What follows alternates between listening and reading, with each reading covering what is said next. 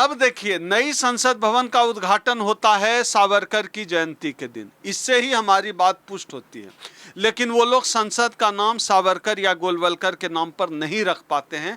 यह इस देश के बहुजन समाज की बहुत बड़ी जीत है। पूरा बहुजन समाज, पूरा देश एक मुश्त होकर कह रहा है कि इस देश में ईवीएम से चुनाव होना बेईमानी है। हम ईवीएम के खिलाफ हैं। किस बात का विश्व गुरु? भूखमरी का विश्व गुरु कि भूखमरी में सबसे नीचे चले आए? किस बात का विश्व गुरु? हैप्पी इंडेक्स में सबसे नीचे चले आए, उस बात का विश्व गुरु? किस बात का विश्व गुरु? विश्वविद्यालय में जो है गुरु नहीं है और विश्व गुरु बनने जा रहे हैं। देश के किसी सरकारी अस्पताल में चले जाइए, जो ऑपरेशन थिएटर है वहां कुत्ता घूमता है। सरकारी स्कूल में देख लीजिए, गाय बकरी चर रहा है। विश्व गुरु बनाते हैं।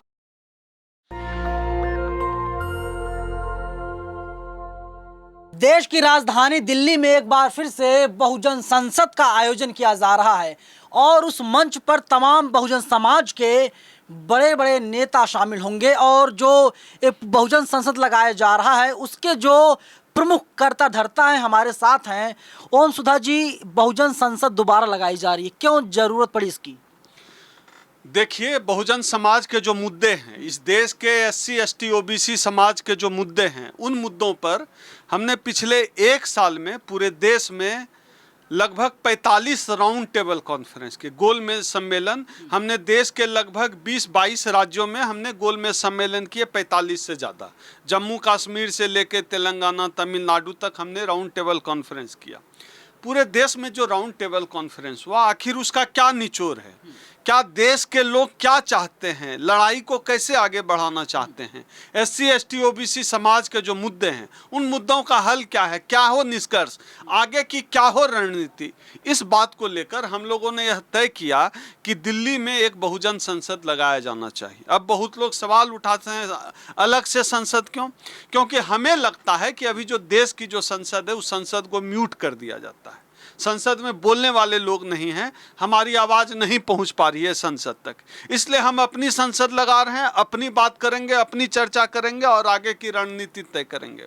जो जिन मुद्दों पर हमने राउंड टेबल कॉन्फ्रेंस किया पूरे देश में, हमारा सबसे प्रमुख मुद्दा था कि नई संसद भवन का नाम बाबा साहब डॉक्टर अंबेडकर के नाम पर रखा जाए। नहीं हुआ। मैं अभी पूरी बात कर रहा हूँ। हमारी प्रमुख मांग थी कि नई संसद भवन का नाम बाबा साहब डॉक्टर अंबेडकर के नाम पर होना चाहिए। ये मांग कहाँ से उठी थी वो मैं बताता हूँ। भारतीय जनता पार्टी से जुड़े जो हम लोगों से संपर्क में लोग हैं, वो बता रहे थे कि इनकी तैयारी है कि सावरकर के जन्मदिन पर, सावरकर के नाम पर या गोलवलकर के जन्मदिन पर गोलवलकर के नाम पे संसद भवन का नाम रखा जा सकता है। ऐसा हम लोगों को सूचना मिला।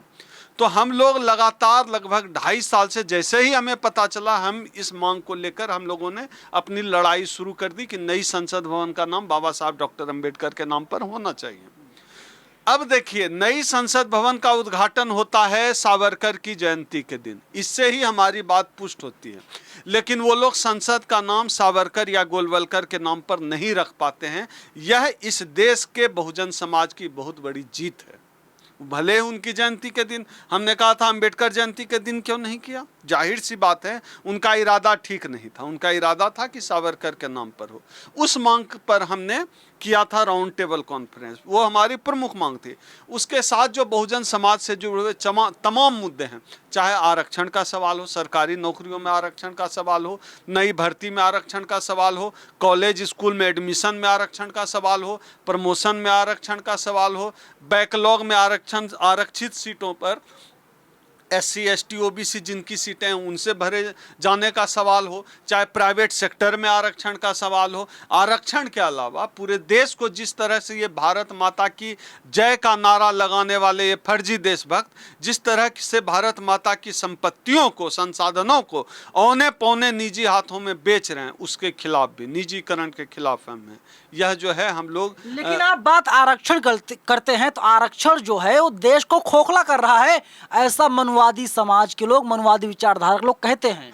नहीं, अगर आरक्षण देश को खोखला कर रहा है तो आज तक इस देश में जो है एक भी दलित प्रधानमंत्री तो हुआ नहीं है। क्यों नहीं देश को सोने की चिड़िया बना दिए? आज भी क्यों GDP देश की गर्त में है? क्यों है गर्त में? क्यों देश आज बदहाल है? क्यों जो है देश में इतनी निरक्षरता है? क्यों देश में इतनी बेरोजगारी है, इतना असंतोष है? जाहिर सी आरक्षण कहाँ खोखला करेगा, आरक्षण तो लागू ही नहीं करने दिया जाए। इस बहुजन संसद में हम इस मुद्दे को भी उठा रहे हैं, खास तौर पे ओबीसी समाज के लिए जो मुद्दा है मंडल कमीशन की सिफारिशों को लागू करने का सवाल, वो लागू होना चाहिए। यह हमारी मांग है कि पूरे देश में, जम्मू कश्मीर में ठीक से मंडल कमीशन की सिफारिशें लागू नहीं हुई है, 7% हुई। हमारी मांग है कि मंडल कमीशन की तमाम सिफारिशों को पूरे देश में लागू किया जाए। हम इस बहुजन संसद में पूरे देश से जब हमारे यहाँ प्रतिनिधि आएंगे SC ST OBC समाज के, पूरा बहुजन समाज, पूरा देश एक मुश्त होकर कह रहा है कि इस देश में ईवीएम से चुनाव होना बेईमानी है, हम ईवीएम के खिलाफ हैं। लेकिन आप लोग ईवीएम नहीं बल्कि टेक्नोलॉजी के खिलाफ हैं। ये कौन कहता है? क्यों टेक्नोलॉजी के खिलाफ होंगे? जापान से ज्यादा बड़ा तकनीक हो गया है भारत के पास। भारत तो विश्वगुरु बनने जा रहा है ना, पूरी दुनिया में भारत का डंका है। किस बात का विश्वगुरु? भूखमरी का विश्वगुरु कि भूखमरी में सबसे नीचे चले आए? किस बात का विश्वगुरु? हैप्पी इंडेक्स में सबसे नीचे चले आए, उस बात का विश्वगुरु? नीचे से ऊपर तो है भारत, भारत नीचे से ऊपर तो है। खुश होइए, खुशियां मनाइए, मिठाइयां बांटिए। नहीं, मिठाई वही बता रहे हैं। किस बात का विश्वगुरु? विश्वविद्यालय में जो है गुरु नहीं है और विश्वगुरु बनने जा रहे हैं। पढ़ाई नहीं हो रही है, देश का एक तबका जो है हाशिए पर, गरीब गरीब होता जा रहा है, अमीर अमीर होता जा रहा है, तो हम किस बात के विश्वगुरु हैं? तो विश्वगुरु ये सिर्फ कहने से, विश्वगुरु का सर्टिफिकेट कौन देता है? विश्वगुरु का सर्टिफिकेट देता कौन है? ये कौन सी एजेंसी है जो विश्वगुरु का सर्टिफिकेट देती है? टीवी मीडिया दे रही है। अब टीवी मीडिया कब से जो है विश्वगुरु का जो है सर्टिफिकेट देने लगे? किस बात का विश्वगुरु? कौन है एजेंसी? कौन UNO देता है? कौन देता है विश्वगुरु? कहां से लेकर आए हैं विश्वगुरु का सर्टिफिकेट? इस देश में, सुनिए, इस देश में आज तक एक सुई नहीं बनी, एक बटन नहीं बना। विश्वगुरु बनते हैं, जातिवाद बनाया है, ब्राह्मणों ने जनेऊ बनाया है, विश्वगुरु बनाते हैं। जातिवाद, नफरत बोया है इस देश में, ब्राह्मणों की सत्ता रही है इस देश में। देश के 90-95% आबादी को आपने सत्ता से बेदखल कर दिया, संसाधनों से बेदखल कर दिया। विश्वगुरु बनेगा ये देश? ढंग का अस्पताल नहीं है।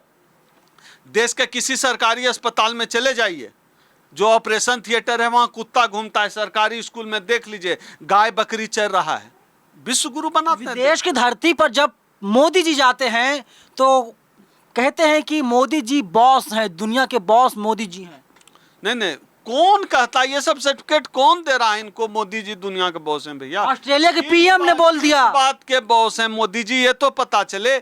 आप अर्थव्यवस्था में नंबर 1 है, आप रोजगार देने में नंबर 1 है, आपका एक भी टॉप 200, दुनिया के टॉप 200 विश्वविद्यालय में भारत का एक भी नहीं है। विश्वगुरु है, नंबर 1 है, टॉप है। देखिए, जो मुंगेरी लाल का हसीन सपना, ये भक्तों के लिए बहुत अच्छा है। भक्त सपना देखते रहें, कोई मतलब नहीं है इस बात का। जिस तरह इनका एंटायर पॉलिटिकल साइंस का डिग्री मोदी जी का फेक है, वैसे ही ये जो है एक फेक सर्टिफिकेट अपने मन से विश्वगुरु बना के, जब तक इस देश में, इस देश के 90% आबादी को संसाधनों से अलग रखा जाएगा, आरक्षण लागू नहीं होगा, जाति जनगणना नहीं होगी, आबादी के हिसाब से प्रतिनिधित्व नहीं मिलेगा, तब तक ये देश विश्वगुरु नहीं बन सकता है। देश को सही मायने में प्रगति के पथ पे आगे लाना है तो एजुकेशन पे काम करना होगा, स्वास्थ्य पे काम करना होगा, आरक्षण को सही तरीके से लागू करना होगा, गरीब को ऊपर उठाने के लिए काम करना होगा, दलितों, पिछड़ों, आदिवासियों का शोषण रोकना पड़ेगा। कोई जाति में कोई मुंह से पैदा होता है, कोई जो है काल्पनिक बातें ना की जाए, आप ये कह रहे हैं। पाखंड, ढोंग, इन सब से दूर रखना पड़ेगा। वैज्ञानिकता, तर्क, इस पे आना पड़ेगा, तभी देश नंबर 1। मुझे उम्मीद नहीं लगती, जिस देश में IIT दिल्ली के सामने जो है शनि मंदिर है और IIT का विद्यार्थी वहां जाकर सरसों तेल गिराता है, जिस देश में राफेल आता हो तो उसमें नींबू जो है लटकाया जाता हो, उस देश में वैज्ञानिक चेतना का विकास होगा। मुझे तो 1-2 लाख साल तक उम्मीद नहीं लगती। ये जो बहुजन संसद लगने जा रही है, कहाँ पर आप लगाएंगे? कौन कौन से नेता इसमें आ रहे हैं?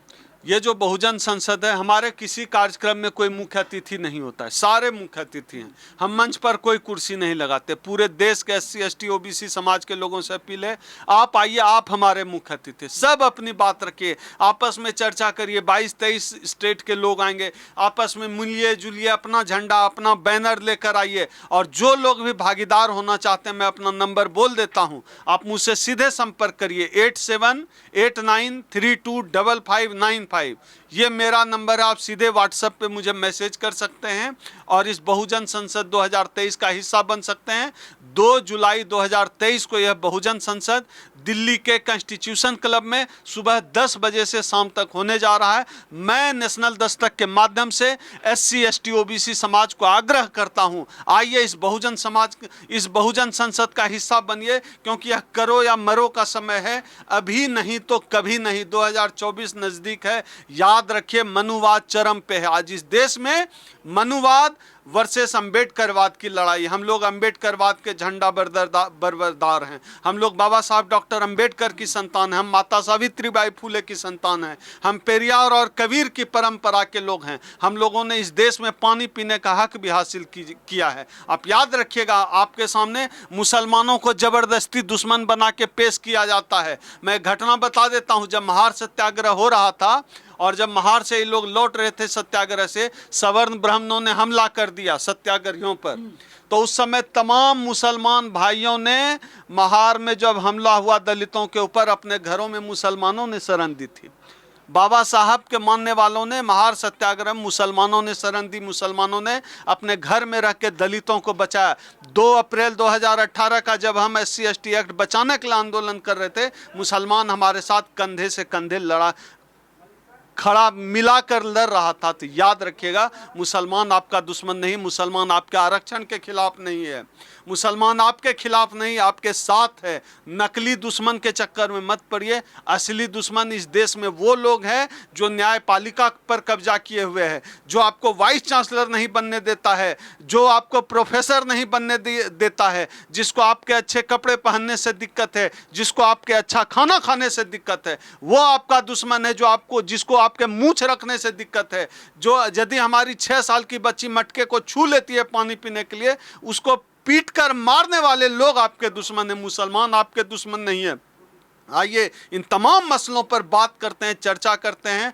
2 जुलाई 2023 बहुजन समाज के लिए बहुत महत्वपूर्ण दिन होने जा रहा है। पूरे देश से लोग आइए, मेरे नंबर पे संपर्क करिएगा, मैं मिलूंगा, कभी भी फ़ोन उठाऊंगा, व्हाट्सएप पे मैसेज करिए, कॉल करिए। चलिए, 2 तारीख को अगर आप देश के किसी भी हिस्से में रहते हैं, देश के किसी भी कोने में रहते हैं, तो आप 2 जुलाई को दिल्ली आइए और इस बहुजन संसद में आप भी भागीदार बनिए, आप शामिल होइए और बहुजन समाज की आवाज़ को बुलंद करने का काम आप भी कीजिए। ये लड़ाई सिर्फ अकेले आपकी नहीं है, ये लड़ाई पूरे समाज की है, ये लड़ाई आने वाली पीढ़ियों की लड़ाई है। फिलहाल आप लोग दिल्ली आ रहे हैं या फिर कैसे मदद कर रहे हैं, आप कमेंट में हमें ज़रूर बताइएगा। कैमरा पर्सन आशीष के साथ मैं नवीन कुमार नंदन, national Dastak, north Avenue, Delhi. National Dastak की आपसे गुजारिश है कि अगर इसको बचाना चाहते हैं तो नेशनल दस्तक को सब्सक्राइब करने के लिए रेड कलर के सब्सक्राइब बटन को दबाएं, फिर बेल आइकन की घंटी दबाएं। नेशनल दस्तक को बचाने के लिए बहुत जरूरी है कि हर खबर को शेयर करें, लाइक करें, कमेंट जरूर करें।